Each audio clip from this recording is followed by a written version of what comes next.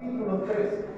Romanos el capítulo 3. Es la primera vez en 40 años que voy a estar hablando de este tema aquí.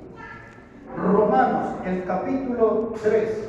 Y cuando llegamos ahí vamos a poner la atención, versículos 10 hasta el 18.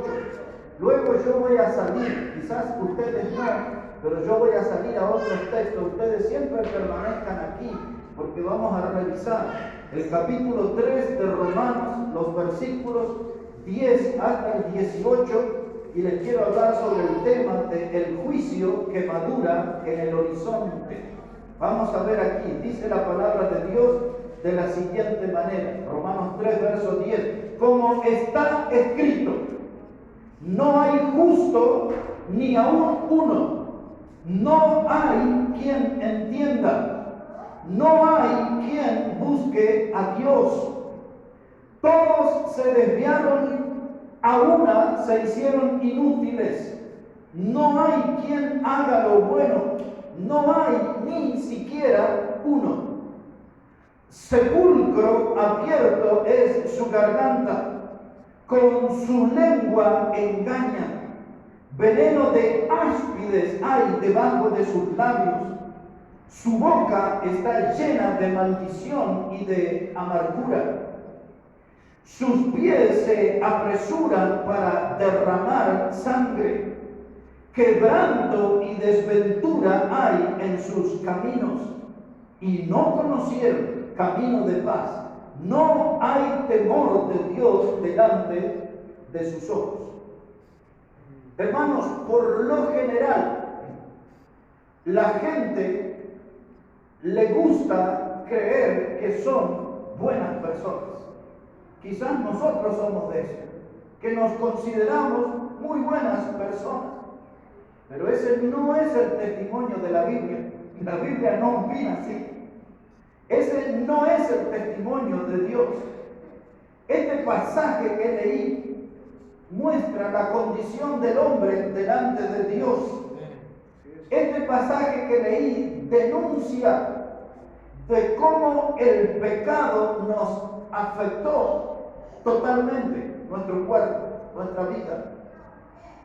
Podríamos usar una expresión antigua que es la depravación total del hombre. Depravación total del hombre.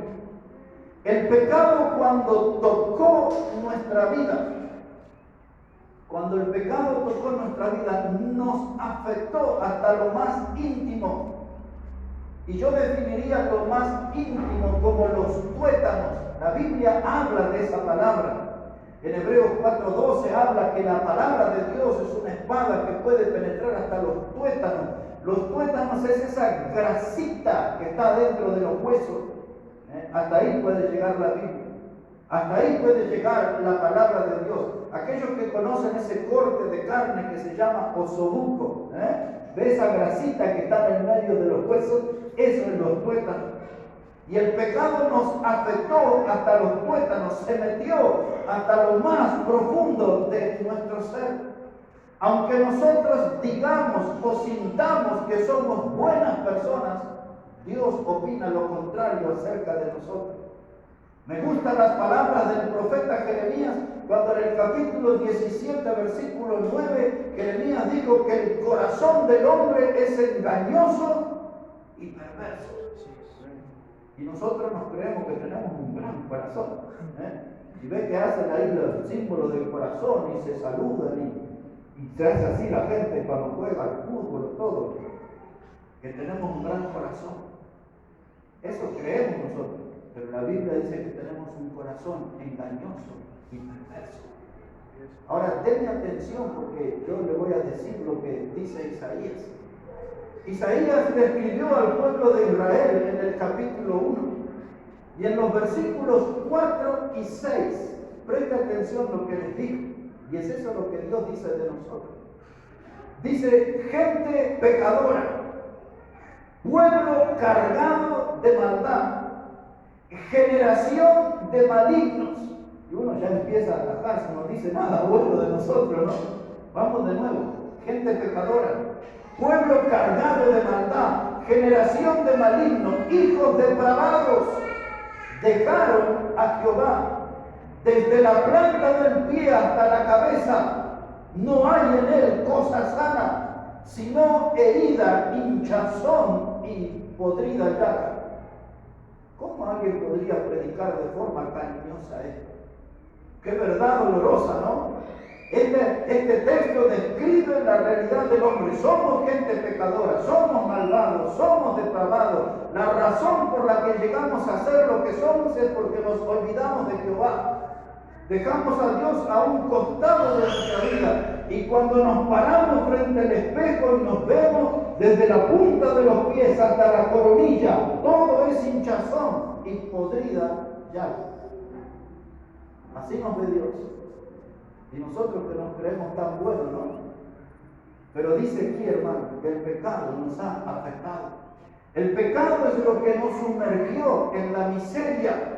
Y el pecado es lo que hace miserable al ser humano.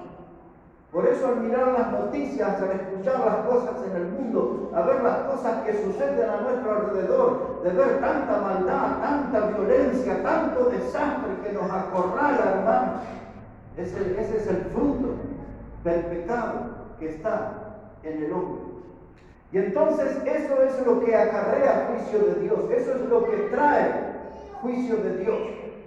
No quiero que salga de este pasaje, yo les voy a leer uno en Malaquías 4, verso 1. Si usted quiere ir, vaya, pero no pierda Romanos 3, porque recién vamos a entrar a analizar eso. Pero mire lo que dice sobre ese juicio en el horizonte, sobre ese juicio que va a venir sobre el pecado del hombre.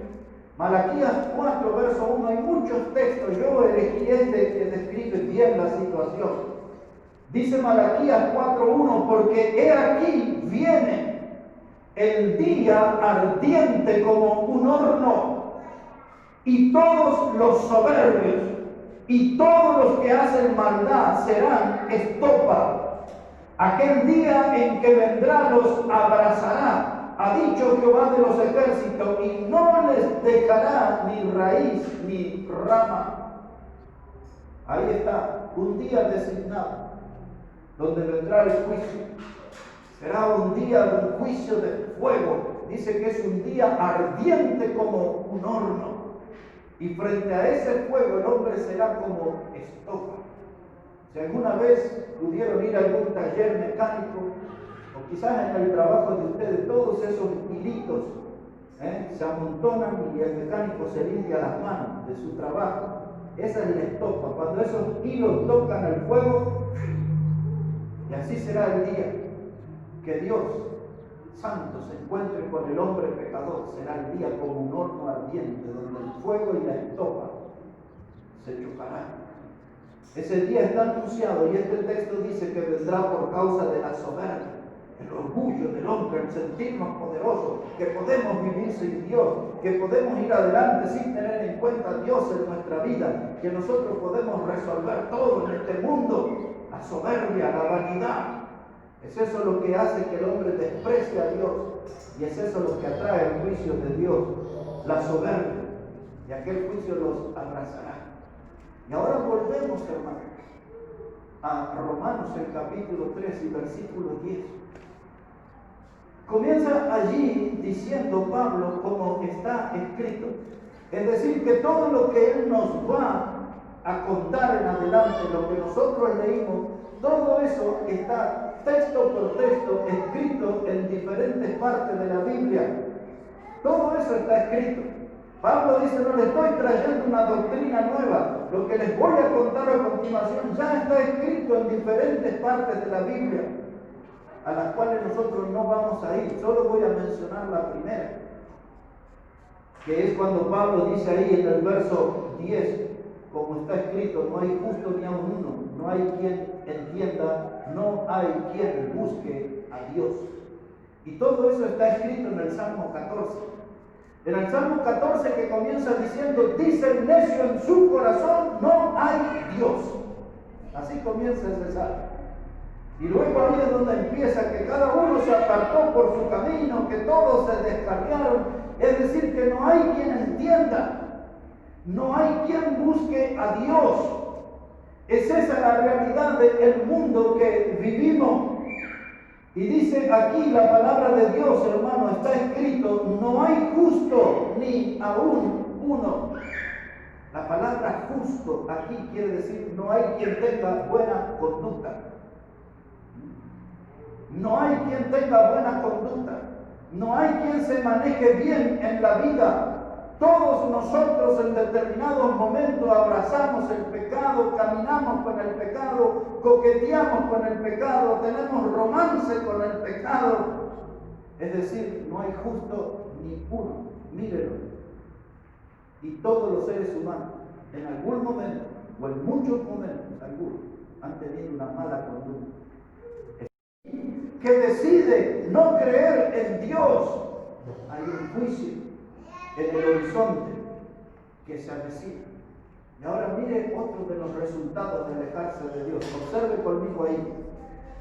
Romanos 3, versículo 12 dice, todos se desviaron y a una se hicieron inútiles. Es decir, que cuando una persona se aleja de Dios, cuando una persona no conoce a Dios, cuando una persona está sin Dios, a esa persona la Biblia le califica inútil. Una persona sin Dios es un inútil. ¿Sabe lo que quiere decir esta palabra inútil aquí? Es la palabra inservible. La palabra inútil significa sin provecho. Las madres, las abuelas, le decían a sus hijas, cuidado con el novio que vas a conseguir, no vayas a traer un bueno para nada. Esa es la palabra inútil. Alguien que es bueno para nada. Y esa es la persona sin Dios, inservible. Es una persona bueno para nada, sin provecho. Y hoy, hermano, es la situación de la muchedumbre, la enorme muchedumbre de este mundo. Buenos para nada. Por eso hay tanta maldad en el mundo que nos toca vivir. Pero mire un poquito más. Lo que le lleva al hombre a vivir sin Dios. Versículo 13. Sepulcro abierto en su garganta. Con su lengua engañan. Veneno de áspides hay debajo de sus labios. El hombre sin Dios tiene una lengua que engaña, es dueño de una lengua mentirosa.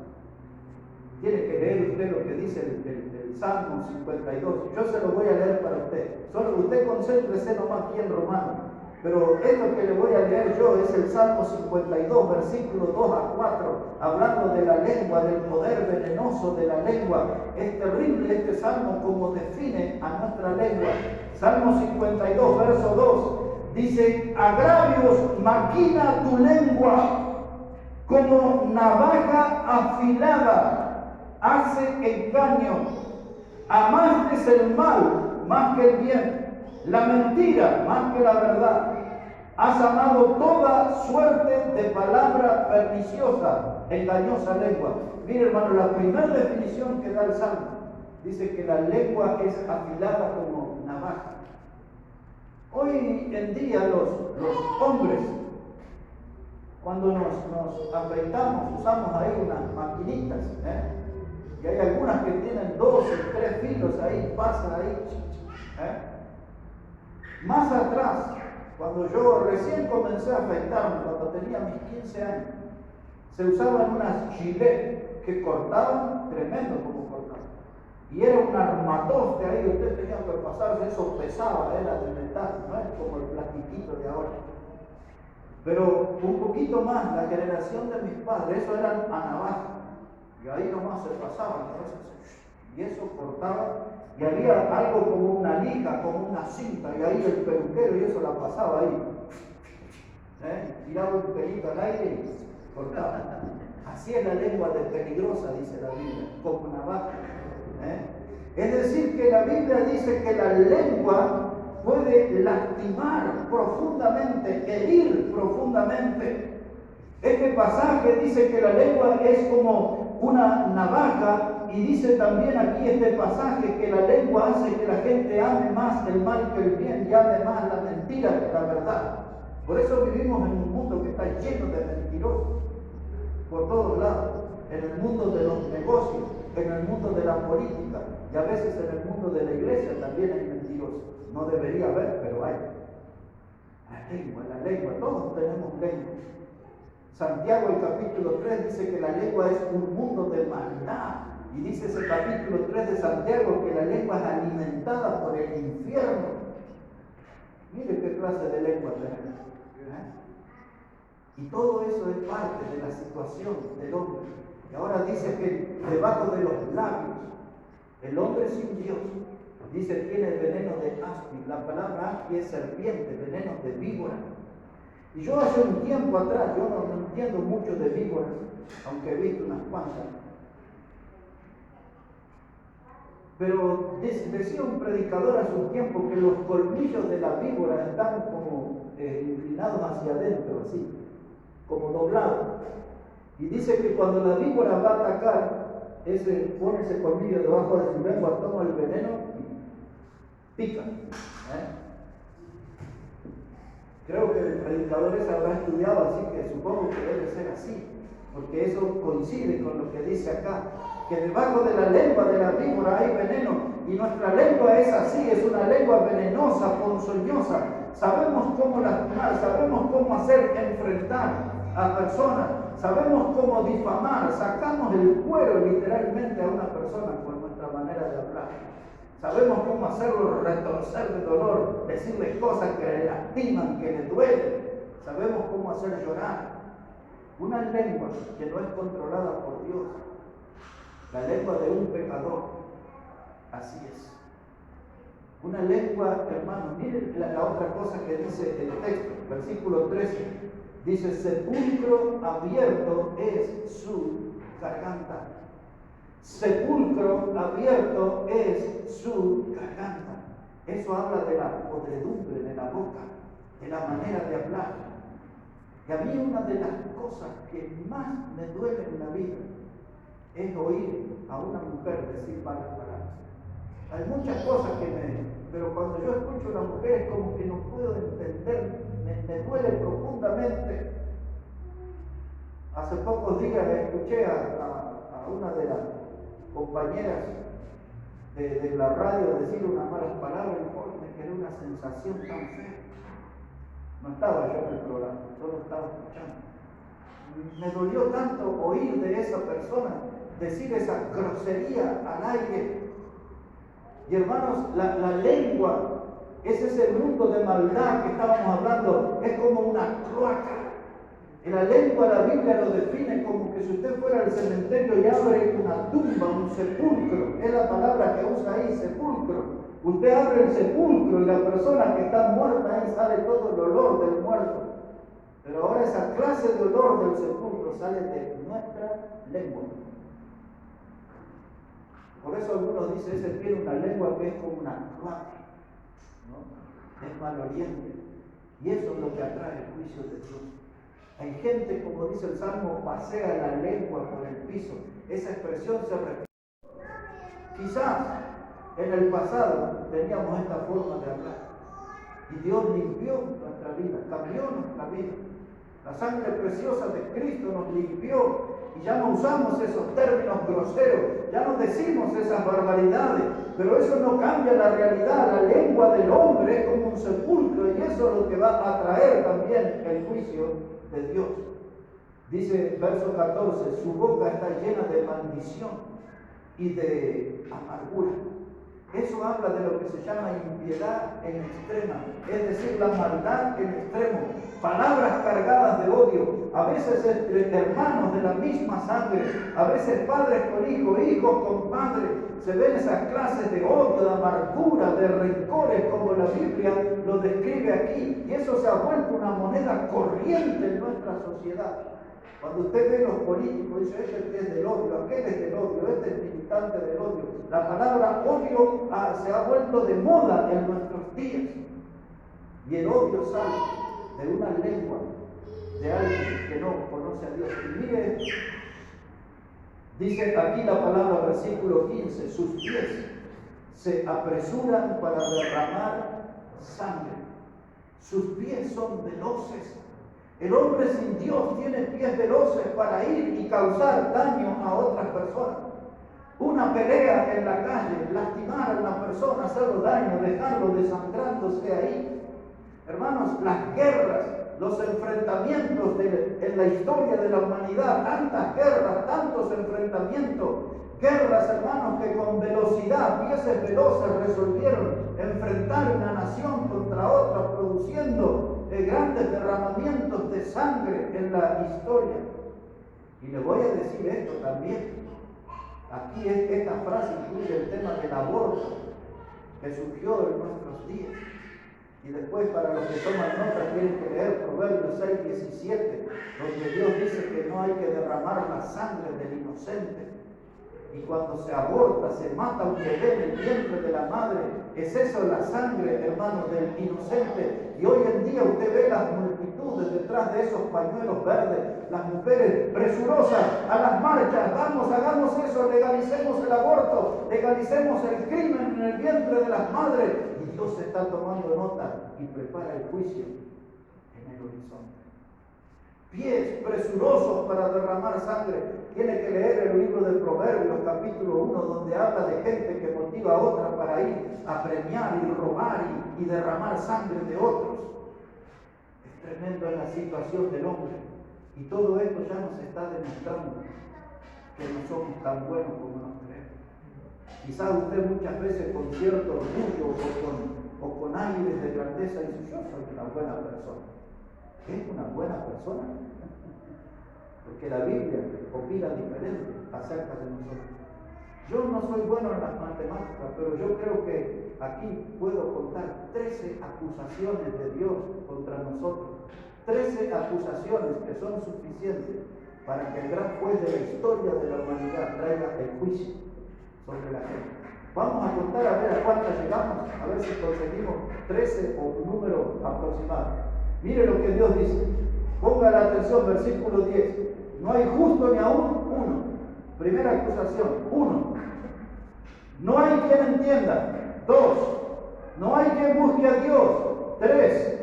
Todos se desviaron. 4. Se hicieron inútiles. 5. No hay quien haga lo bueno. 6. No hay ni siquiera uno. Sepulcro abierto es su garganta. 7. Su lengua engaña. 8. Veneno de áspides hay en sus labios. 9. Su boca está llena de maldición y amargura. 10. Sus pies se apresuran para derramar sangre. 11. Quebranto y desventura hay en sus caminos, porque no conocieron camino de paz. 12. Y no hay temor de Dios delante de sus ojos. 13 acusaciones tiene Dios. Y ahora nos preguntamos, ante tantas acusaciones, ¿merecemos un juicio o no merecemos? ¿Somos tan buenos como creemos? ¿O es Dios el que tiene la verdad en lo que opina acerca de nosotros? Porque hay algo que quiero decirles, mis hermanos. Dice ahí, en el verso 18, dice que no conocieron caminos de paz. Y el que toma nota tiene que poner ahí Isaías 57, 20 y 21. Ahí Isaías dice en ese texto que el hombre sin Dios es como un mar revuelto, lodo y cieno.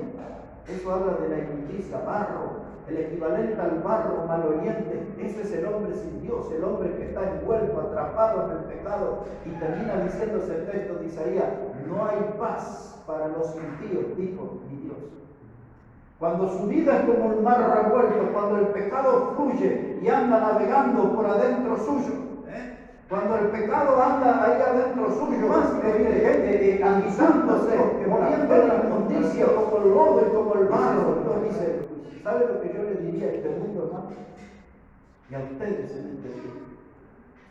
Si vamos a desviarnos del camino, si vamos a agarrar por otro camino, si vamos a jugar a ser la oveja descarriada, yo quiero que usted recuerde, y los que nos van a escuchar después, algunos, no todos, algunos antecedentes de los juicios de Dios en la historia.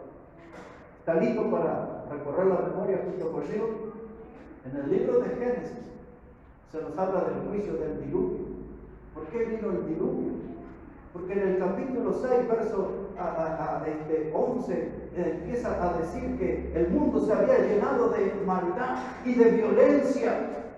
El mundo se había pervertido, eran días de grandes degeneramientos inmorales. Y Dios tuvo que tomar una decisión ante el avance del pecado y envió el juicio, el diluvio.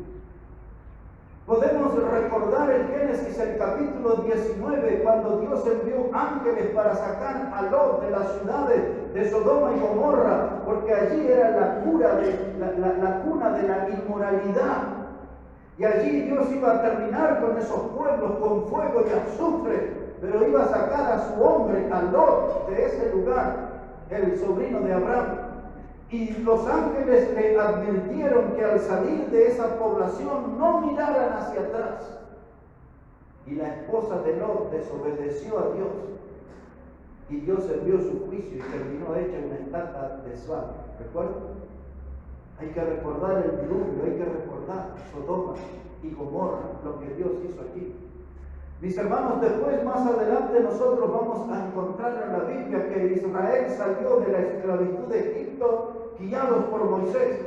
Y cuando salieron al desierto fueron perseguidos por las tropas del faraón y fueron acorralados junto al Mar Rojo. Venían decididos a terminar con el pueblo de Dios.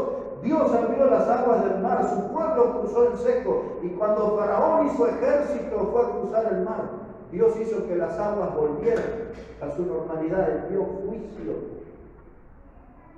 Y el ejército quedó sepultado, ahogado en agua.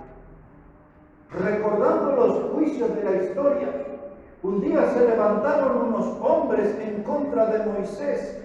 Uno de ellos se llamaba Coré, otro de ellos se llamaba Datán y el otro se llamaba Abiram. Y se opusieron al liderazgo de Moisés y Aarón y quisieron juntar una cantidad de príncipes para oponerse y terminar con el liderazgo de los hombres de Dios. Y cuando usted lee esa historia, hermano, Dios abrió la tierra. Dios envió el juicio contra esa familia, la de Coré, la de Datán y Abiram, y la tierra se abrió y los tragó. Estamos recordando algunos juicios de Dios.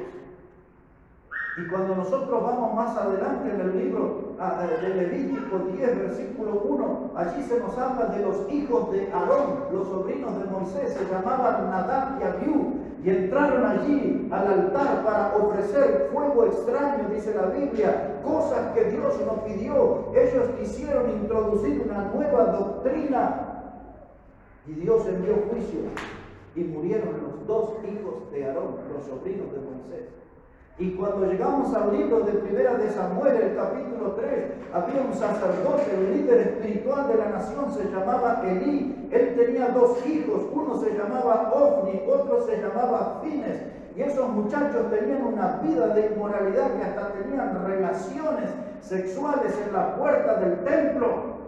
Y Dios los hizo morir a los dos. Y así les puedo llevar por la Biblia de cuáles son los antecedentes del juicio de Dios. Sansón era un hombre, hermano, que llevó una vida inmoral. Un hombre que Dios le dio grandes poderes, que lo levantó como un juez, como un libertador. Pero ese hombre despreció el llamado de Dios. Y donde veía una mujer, ahí usted ve que andaba Sansón. Hasta que un día los enemigos le quitaron los ojos y quedó sin vista. Y ese hombre tuvo que estar allí en unas columnas, ligado. Y Dios le volvió a dar fuerza y tiró esas columnas y murió aplastado bajo ese edificio Sansón. Pero más que el peso del edificio, murió aplastado por el peso de su pecado.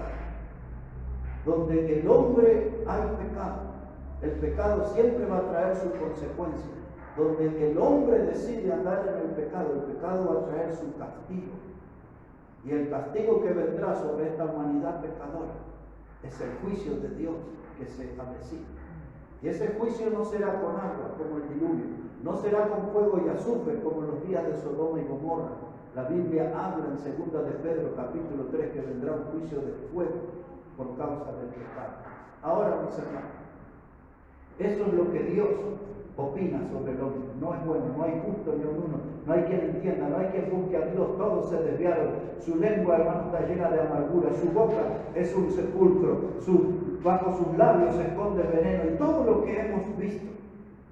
Pero ahora yo quiero llevarles a un segundo paso. Y es cómo Dios actuó en el Antiguo Testamento.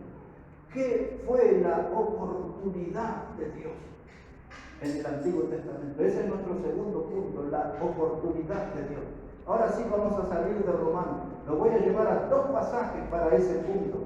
El primero va a ser fácil de encontrar porque está en Isaías, el capítulo 55. Isaías, el capítulo 55, los versículos 6 y 7. Mire cómo dice la palabra de Dios allí. Isaías, el capítulo 55, los versículos 6 y 7. En este punto hablaremos la oportunidad para evitar el juicio. ¿Cómo puede evitar el hombre ese juicio que Dios trae en el horizonte? Dice aquí Isaías 55, verso 6, buscad a Jehová mientras pueda ser hallado, llamadle en tanto que está cercano. Escuche esto, deje el impío su camino y el hombre inicuo sus pensamientos y vuélvase a Jehová, el cual tendrá de él misericordia, y al Dios nuestro, el cual es amplio en perdonar. Aquí estamos, hermanos, ante la oportunidad del pecador en el Antiguo Testamento. Dios dice, si quieres librarte del juicio, entonces busca a Jehová. Ese es el llamado que Dios le dice. Dejen su camino de pecado y búsquenme a mí. Dejen el pecado y vengan hacia mí. Dios dice en este verso 7 que hemos leído, dice, deje el impío su camino. La palabra impío es un hombre que está desprovisto del temor de Dios. Es una persona que no tiene respeto por Dios. Dios dice, cambie esa actitud. Empieza a considerarme. Cambie esa actitud, empiece a buscarme, cambie esa actitud, empiece a amarme. Y ese mensaje lo dijo en el Antiguo Testamento y lo dice en nuestros días. Dios está llamando al hombre que lo busque, que deje limpio su camino, deje de pecar, deje de andar en la inmundicia, deje de andar en el pecado. Busque a Dios. Y Dios nos habla así en esta mañana nosotros. Porque a veces nosotros podemos estar en la iglesia, pero estamos pensando en andar por otros caminos. A veces estamos en la iglesia, pero nuestra mente anda pensando en pecado. Y dice aquí este pasaje, nos anima, el pasaje que he leído, el versículo 7, porque dice ahí ese versículo 7, vuélvase a Jehová, y Él va a tener de usted misericordia, porque tenemos un Dios que es amplio en perdonar. ¿Sabe qué, hermano? A veces uno está tan cargado por el pecado, está tan aplastado por el pecado. A veces uno puede llegar a estar tan avergonzado por el pecado y dice, ¿qué hago? Y Dios dice, venga a mí porque yo soy amplio en perdonar. Esa expresión quiere decir que Dios es grande a la hora de perdonar. Ese texto incluye la palabra misericordia. La Biblia dice que las misericordias de Jehová nuevas son cada mañana. Si he fallado, si he pecado, si he tropezado, si he traicionado a Dios, vengo a Él me va a perdonar, Él me va a mostrar su misericordia. No tengo por qué andar lastimándome, seguir desangrándome en los caminos del pecado cuando tengo un Dios que me puede perdonar. Y quiero animarle un poco más a usted y a todos los que nos van a escuchar después. Porque quiero contarles en el Antiguo Testamento qué es lo que Dios hizo con el pecado. Trate, ahora le va a costar un poquito. Pero tenemos un libro que se llama Miqueas en el Antiguo Testamento. Búsquelo ahí conmigo, por favor. Más adelante de Isaías, Jeremías, va a ir bien ahí adelante, va a pasar el libro de Daniel, todo eso, va a pasar Oseas, después de Jonás, todo eso, trate de pasar todos esos libros y llega al libro de Miqueas. Ese es el nombre de uno de mis nietos, se llama Miqueas.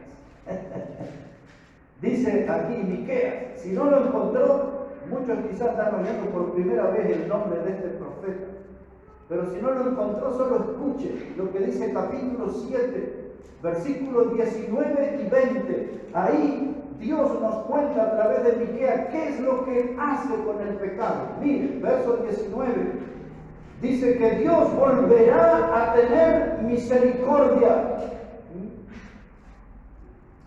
El verso 18 y 19 voy a leer, hermano. Primero el 18, después 19. Dice, ¿qué Dios como tú, que perdona la maldad y olvida el pecado del remanente de su heredad. No retuvo para siempre su enojo, porque se deleita en misericordia. Él volverá a tener misericordia de nosotros, sepultará nuestras iniquidades y echará en lo profundo del mar, ¿qué cosa, hermano? Todos nuestros pecados. Mire, hermano, estoy en pecado. ¿Para qué voy a huir de Dios si no lo voy a conseguir? ¿Para qué voy a intentar escapar de Dios? ¿Para qué voy a tratar de autoengañarme queriendo mostrar que soy una gran persona cuando soy un gran pecador? Este pasaje y este punto del mensaje nos habla de una oportunidad para vencer el juicio de Dios. Dice, venga Dios. Isaías dijo, Él es amplio en perdonar. Miqueas dice, venga aquí a Dios en el verso 18, porque Él perdona la maldad. Dice Miqueas allí que Dios se olvida del pecado. Y a mí me encanta ese versículo 20, porque dice que Dios toma el pecado del hombre y lo pone allá en el fondo del mar. En el fondo del mar, la tecnología más avanzada, el submarino más moderno, no puede llegar ni a la mitad del camino. Allá en el fondo del mar, donde Dios pone nuestro pecado, la luz del sol no llega. No hay visibilidad, es un punto oscuro.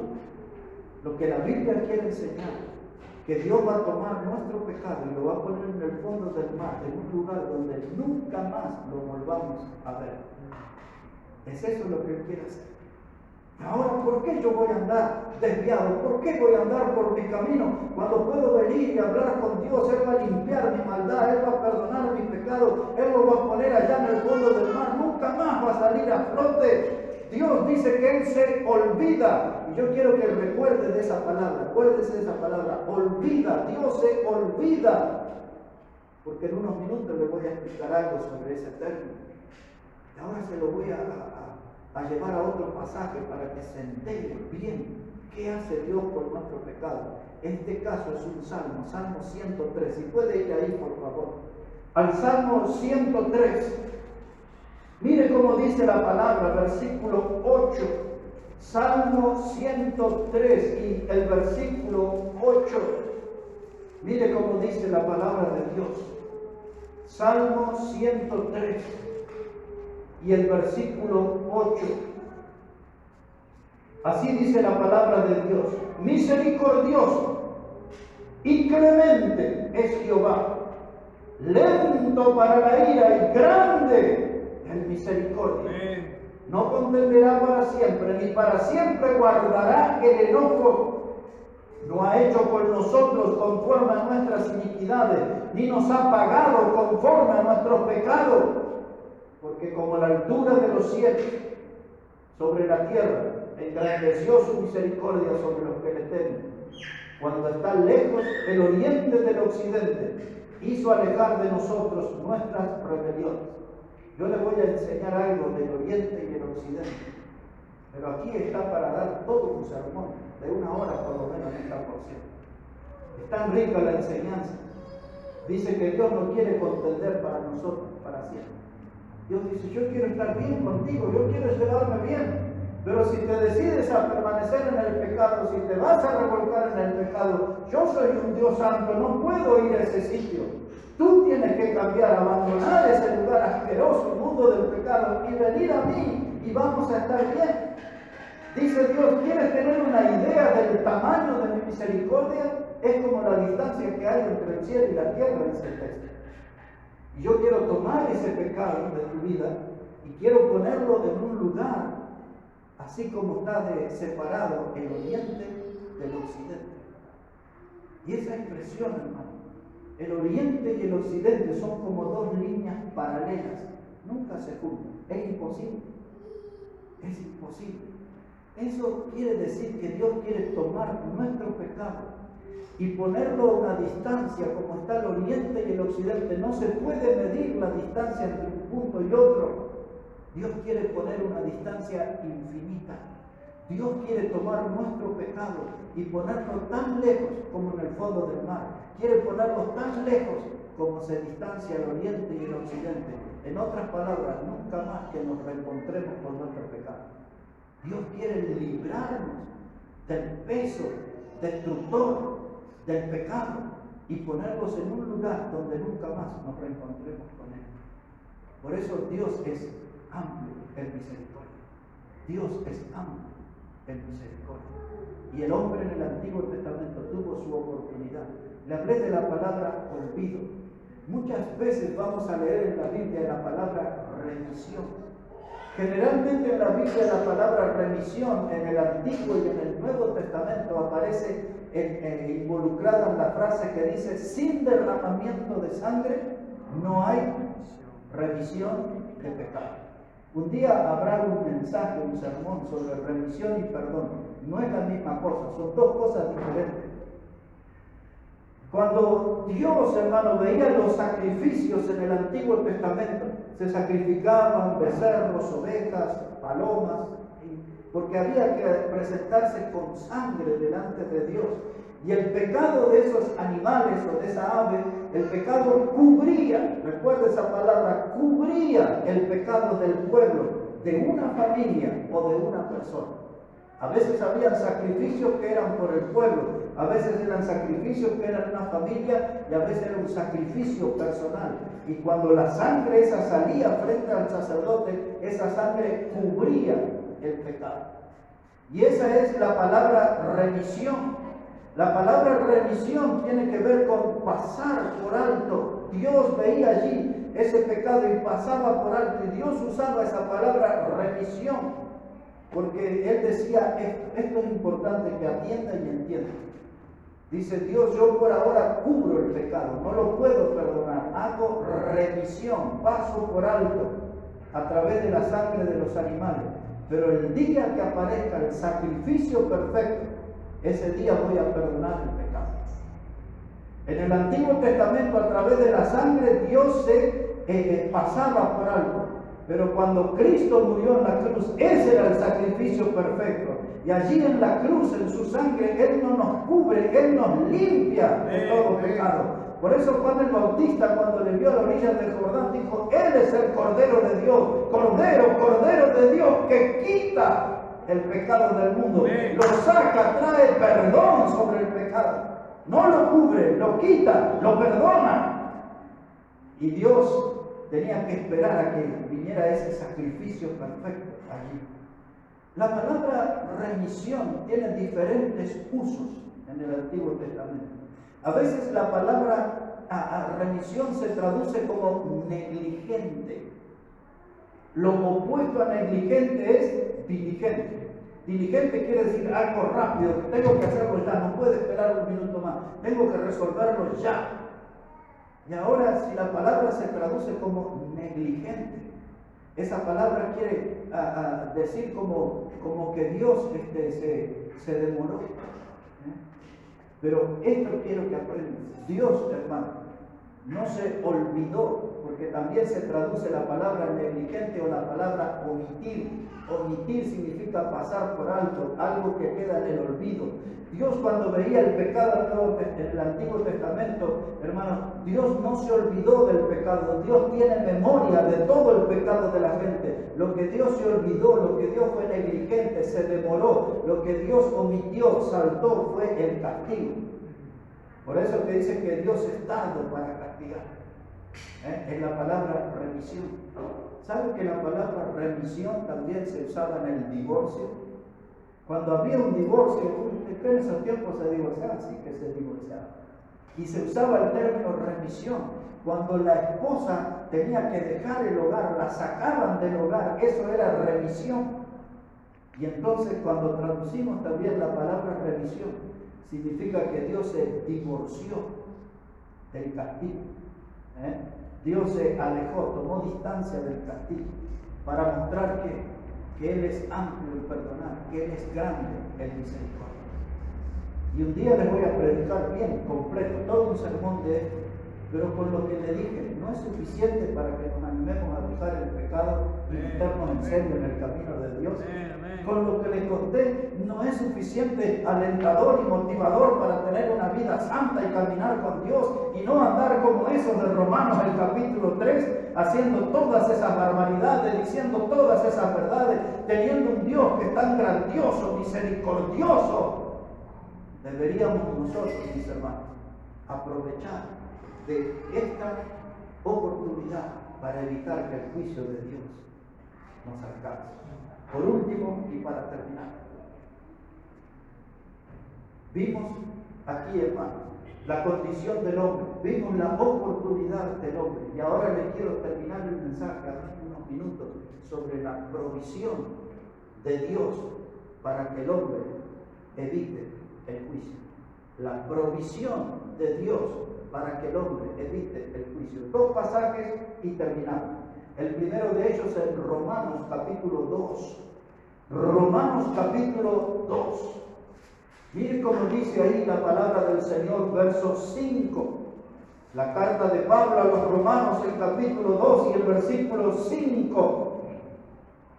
Dice la Biblia: pero por tu dureza y por tu corazón no arrepentido, atesoras para ti mismo ira para el día de la ira y de la revelación del justo juicio de Dios. De eso estoy hablando, de un juicio que viene en el horizonte. La Biblia define un justo juicio de Dios. Y dice aquí en este texto que ese juicio va a venir por la dureza del corazón del hombre. Un corazón cerrado para Dios, un corazón que no tiene lugar para Dios, no tiene espacio para Dios, un corazón que cerró las puertas para Dios.